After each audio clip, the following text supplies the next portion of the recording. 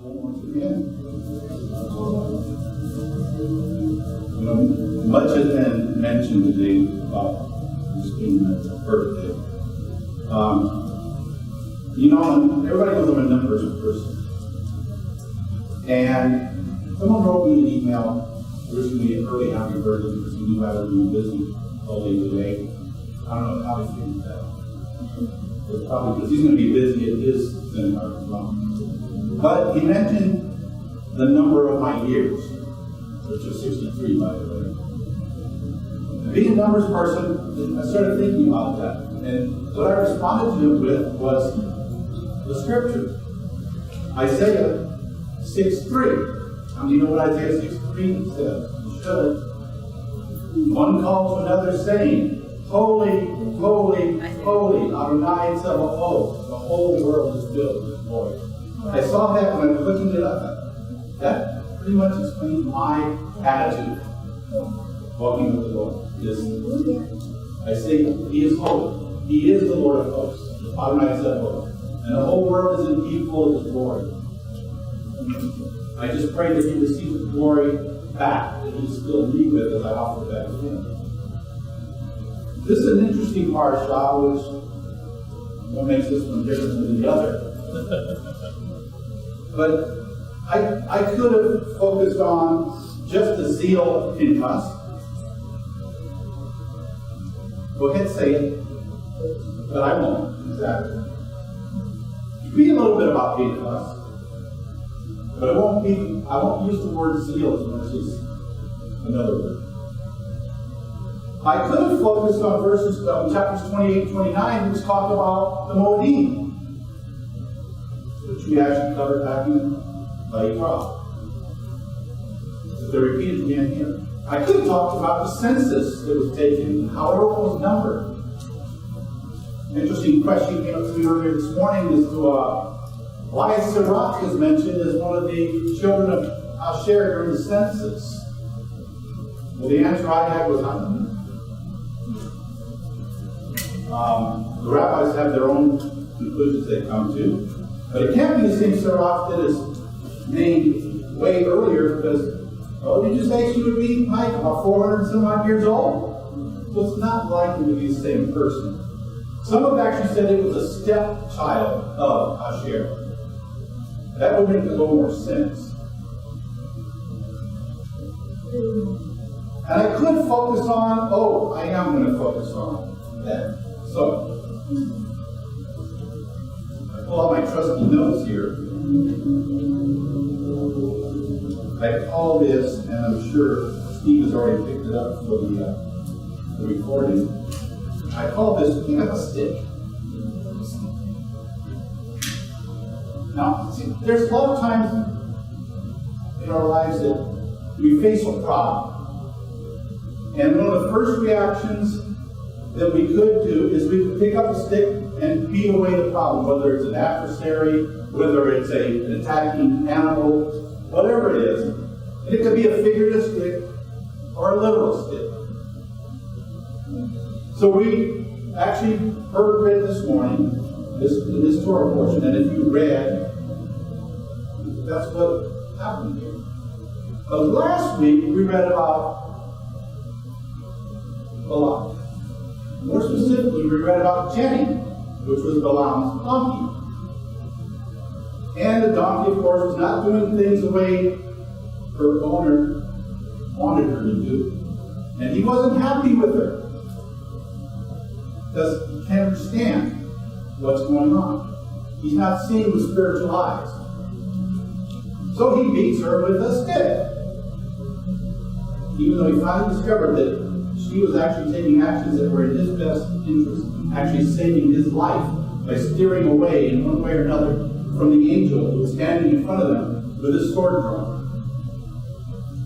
At the end of Parashat Pinchas, and this is one of the times I wondered, why did the rabbis split up the way they did each of the parashiyot, each of the portions?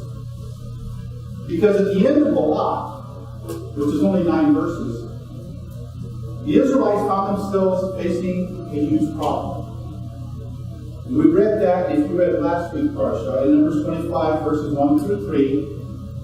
While Israel was staying in Shittim, the people began to have immoral sexual relations with the women from Moab.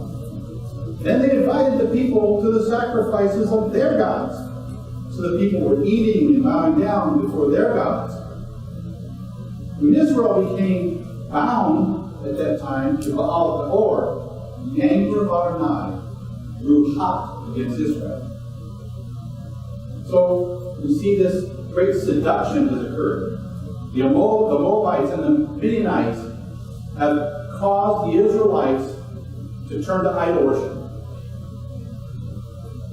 And it was mostly the women that did this, that enticed the Israelite men sexually. But no sooner did God tells Moses to have the offenders put to death for these offenses, we read in Numbers 25:6 that then behold, a man from Bnei Israel, here comes our hero of this particular parasha, we're in this one. From Bnei Israel came. Listen for the hero now, what he does. And brought a Midianite woman to his brothers before their eyes, the eyes of Moses and the whole assembly of Bnei Israel, while they were weeping at the entrance to the tent. Interject for a moment. Where's the shame? First of all, there was no shame. So we do read in verses 7 and 8 of chapter 25, when Pinchas, the son of Eleazar, son of Aaron the Kohen, saw it, he arose from the midst of the assembly. Keep in mind, if you're reading this correctly, this is happening right in front of the Israelite camp. They see this guy take this woman into his tent. Again, where's the shame? But Pinchas got up from among them. He took his spear in his hand, went after the man of Israel into the tent, and pierced them through, both the Israelite man and the woman's belly. Then the plague among the Israel was stopped. Well, first of all, we see our hero, Pinchas, here. He was very indignant over the chutzpah of Zimri. So in his own chutzpah, or his own zeal, as we read, took a stick of his own. In this case, it was a spear. The block ends with the stunning revelation that 24,000 were dead because of the plague. 24,000. What it doesn't necessarily say is whether the 24,000 died before Pinchas acted, while he was acting, or after he acted. The penalty was death, and 24,000 died because of it. Because of what was an extremely violent action, the plague over the Israelites, that they brought upon themselves, by the way, I'm just going to end, and this week's Parashat opens with God's reaction. But before I say that, is there any reason, in my mind, I don't see any reason why what I just read shouldn't have been part of this Parashat. It stays in context. But instead, it became the end of the lots. What happened in the account according to the Parashat of Lot? Who knows? Somebody wants to travel back in time and find out why the rabbis made this decision. Please do and let me know. But in Numbers chapter 25, beginning in verse 11, it says, Pinchas, the son of Eleazar, son of Aaron the Kohen, has turned away my anger from Bnei Israel because he was very zealous for me among them, so that I did not put an end to Bnei Israel in my zeal. The zeal goes both ways. There's the zeal of God and there's the zeal of man. Both are in play here. Like I said, I'm not going to talk about zeal per se. So now say, see, I am making with him a covenant of shalom. It will be for him and his descendants after him a covenant of an everlasting priesthood, because he was zealous for his God and atoned for Israel. So on the surface, if you look at the end of the law, it would seem that Pinchas committed a capital crime. It would seem that the next step might be that he who he put to death as well. Took the life of another. That's not what happened. God says, I'm making a covenant of shalom with him. He and his descendants, they're going to be an everlasting priesthood. So he's commended and he's rewarded for his response. Even though some rabbinic commentaries actually say that there's an attempt to soften or even nullify this praise for Pentecost. But if you look what God said, there's nothing you can nullify, nothing you can soften. He was very zealous for taking out the children of Israel for their offense. And he was also very zealous in rewarding Pentecost. The rabbis aren't always right. In Numbers 26, we see this head count. We could have talked about that, but we're not talking about it, except for the fact that every man, 20 years old and older, they're supposed to determine how many there were, and depending how many there were, it would be allotted a certain amount of land for every ancestral tribe. But right smack in the middle of this chapter, in Numbers 26:33, it says, Hefer's son Zelophehad had no sons, only daughters. The names of Zelophehad's daughters were Mahlah, Noah, Hoglah, Milcah, and Tirzah. Now, at first glance, as we're reading this accounting of all of the sons of Israel, it seems out of place that all of a sudden these daughters are named. And there are other daughters, as I said before. We don't know why she's named, but there are others that are named. But these were specifically singled out within this census. At the beginning of Numbers 27, we find a different kind of chutzpah, not like the chutzpah of Pinchas. The daughters of Zelophehad, son of Hefer, son of Gilead, son of Machir, son of Manasseh, of the families of Manasseh, son of Yosef. The names of his daughters again were Mahlah, Noah, Hoglah, Milcah, and Tirzah.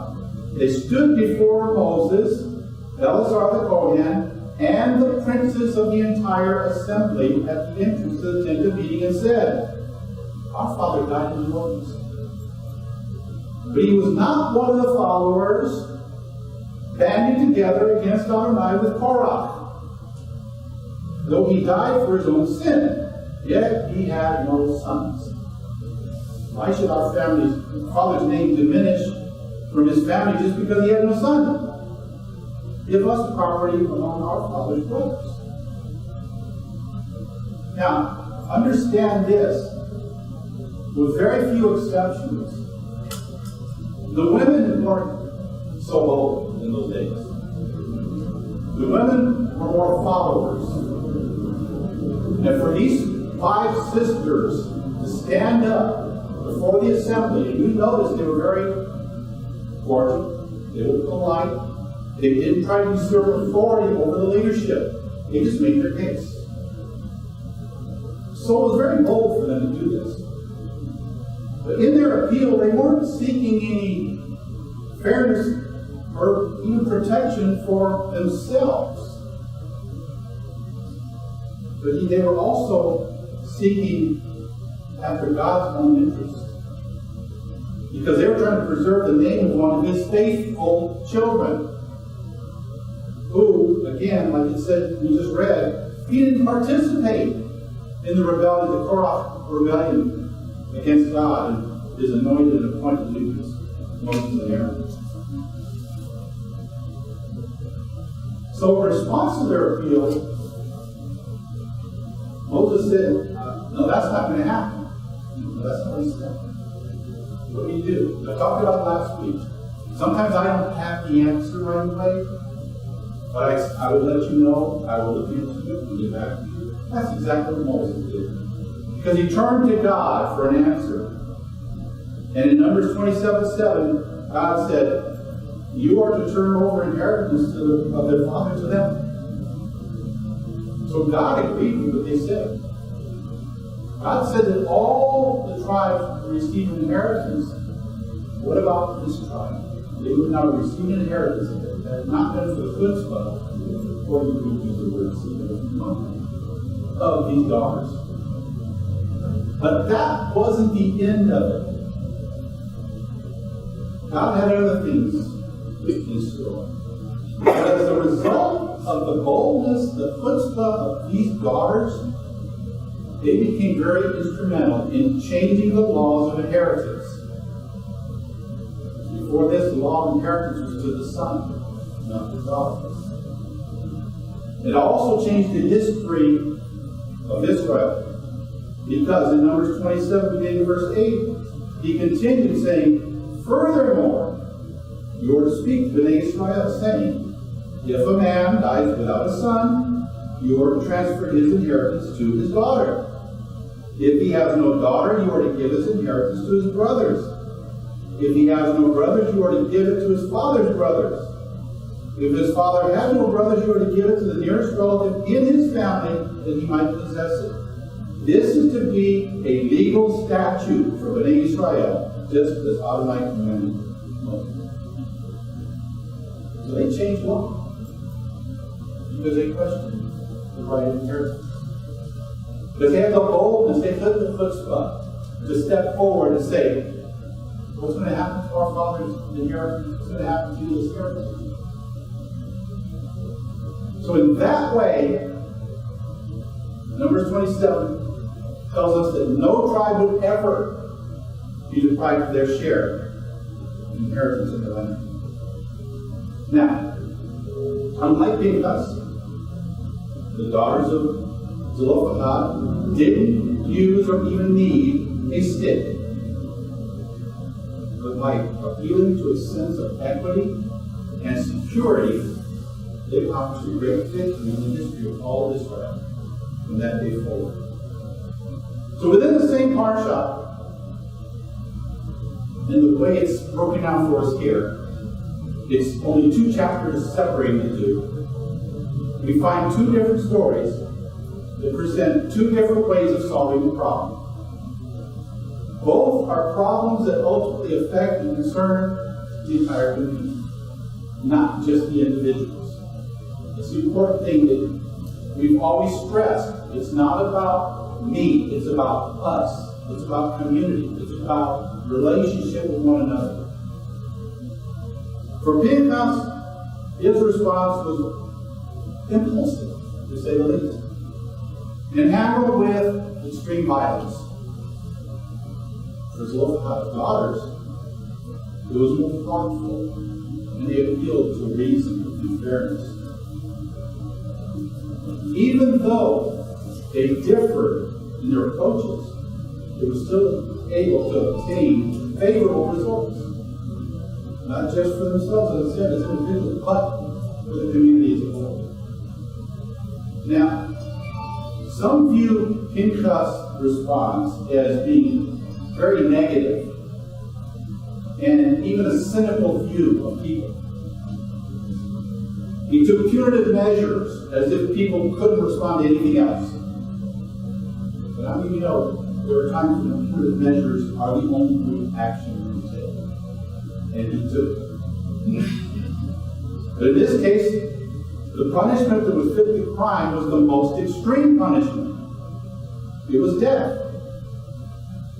And at that point, Pinchas believed that was the only way to stop this behavior and avoid other bad behavior going forward. I mean, think about it. He did this in front of the entire assembly. He showed his willingness to act against the evil that was being perpetrated in their community. Do you not think that people would think long and hard before they did the same thing this man did? After seeing what Pinchas, let alone others, might do to them? It's definitely determined. Now, that assessment is a little bit stern, and in some ways I don't necessarily agree with it. Because earlier, when we were reviewing the incident of Allah, I intentionally skipped over a couple of verses. In Numbers 25, beginning at verse 4, it says, Adonai said to Moses, seize all the ringleaders and hang them before Adonai facing the sun, so that Adonai's fierce anger may be turned away from Israel. So Moses said to the judges of Israel, each of you kill your men who have been joining themselves to Baal Peor. So, was Pinchas' actions really that bad? Was he really acting on his own? Because Moses just quoted what God told him to do. It wasn't Pinchas on his own who decided to choose capital punishment for Zimri and Kozbi. God already instructed Moses. He had already told him that they needed to be put to death. All Pinchas did was immediately react to what God said he should do to those that violate this covenant. But regardless of how we might feel about Pinchas' response, the daughters of Zelophehad had this more hopeful view of people. They believed that people facing some of the same type of unfairness would ultimately do the right thing. And they believed it. As a matter of fact, the sages of the Talmud called them wise. So it wasn't just wisdom, it was wisdom on the part of these women, depending on who you're listening to. Since people are different, not only in their actions, but in their mindset, both of those approaches, Pinchas and the daughters of Zelophehad, actually have their place in our lives, in this world. And we face a dilemma of trying to solve the various problems that we face in figuring out which method, how do I carry out God's will in these circumstances in our life.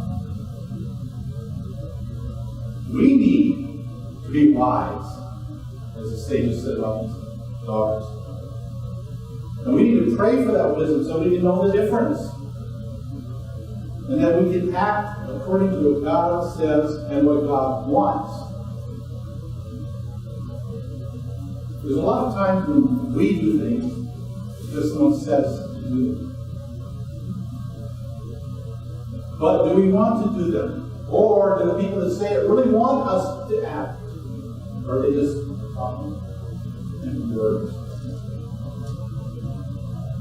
Sometimes it can be difficult to know if or even when God is actually speaking. But let me assure you one thing.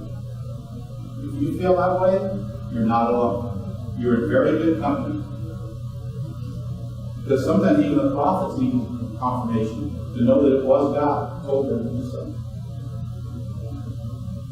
Our Haftarah portion was from early chapters of Jeremiah this morning. Well, later chapters in Jeremiah 32, beginning in verse 6, it says, So Jeremiah said, The word of Adonai came to me, saying, Hanamel, son of Shalom, your uncle, will soon come to you, saying, Buy for yourself my field in Anatol, for the right of redemption is yours.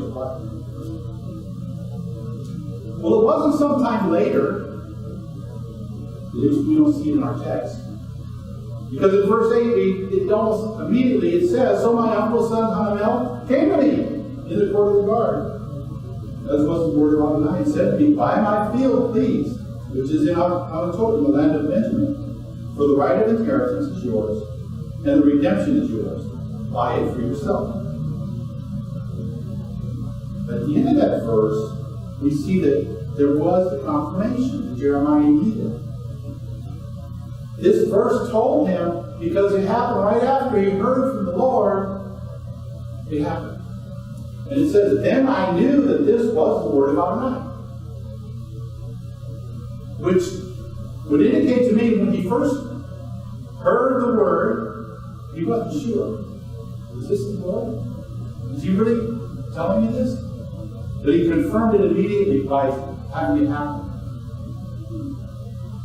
So Jeremiah, one of the greatest prophets, needed confirmation. It's okay that we do too. It's okay if we doubt a little bit. Look at Thomas. Thomas said, no, unless I put my hand, I won't believe it. God speaks to us daily, believe it or not. Whether you hear Him audibly or in your spirit, He speaks to us. He's always speaking to us. That's why first words out of my mouth are words of praise when I wake up. The last things I speak when I go to bed are words of praise.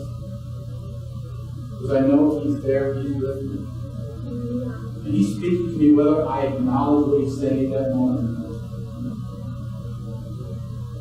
But let's look at this for a moment. The prophet Jeremiah. He actually had the right of redemption. And he received an offer to purchase field.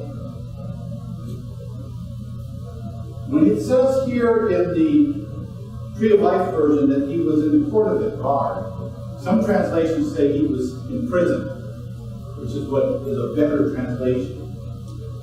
Because he was in prison and he couldn't go out. So that tells me that he actually had no way to inspect the field. He couldn't even physically see the field. It had nothing but tumbleweeds. He doesn't know. He can't see. So he didn't even know if he had the ability to take his livestock out grazing in that field. He couldn't plant crops. He couldn't earn revenue from the field because he was in prison. As a matter of fact, this field wasn't even in his physical possession. Why not? Because at the time of his purchase, Jeremiah 32:2 tells us that Jeremiah the prophet was shut up in the court of the guard. So even though he purchased it, he didn't see it, couldn't use it, couldn't benefit from it, and he couldn't actually go stand on the ground that he just bought. So what did he do? He purchased it anyway. Because he believed God's words were going to come to pass, and that one day that land would be where Israel would come back to and settle in safety and in peace. The physical eye, it might have appeared to be no more than a war-torn field, but not to Jeremiah. As a matter of fact, at that time, that land would have been in the possession of the enemies of Israel. It wasn't even in friendly hands at the time he bought it. Things would change. But he could see what God intended for his future and the future of his people. Although he couldn't see it now, he did invest in it because why? God said so. He said it's going to be offered and you should buy it. And then it was offered. So he bought it. President Theodore Roosevelt once said, "Speak softly, you carry a big stick," which is loosely defined as saying that while exercising caution and non-aggression, back it up with the ability to carry out violent actions if necessary. So this morning I tell you, I encourage you, go ahead, pick up a stick if necessary. But give people a chance to do what's right and to do something that works towards putting their hope and their abilities into something good, something positive. And when we do that, our better abilities and attributes will be able to shine through. And as I often say, what are we supposed to do? We're supposed to be lights that shine in darkness. We're supposed to be showing forth the light of Yeshua wherever we go. but we're not supposed to be pushovers either. Oftentimes it's been said that Yeshua is portrayed as this scrawny little guy who, had no strength. Yeshua was strong. Yeshua had muscle. Yeshua also had the Spirit of God in him. And I was open this morning talking about Yeshua clearing out the temple. He took the stick to those who were doing the wrong thing. It was his zeal, his chutzpah even, that went forward, shining God's light on a dark road. If you haven't heard it before, you may hear it again now if you have heard it before.